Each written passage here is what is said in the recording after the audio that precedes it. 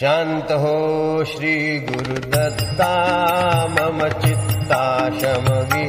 आता शांत हो तू केवळ माता जनिता सर्वथा तू हित करता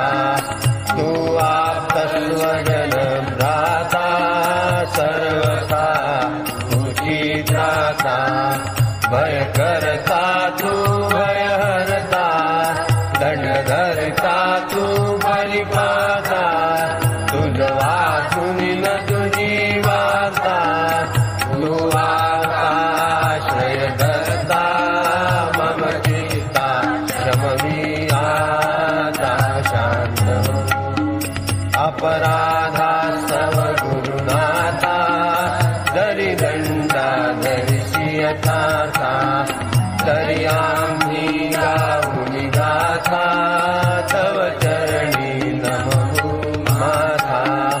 तू तथापि दंडिसी देवा कोणाचा मग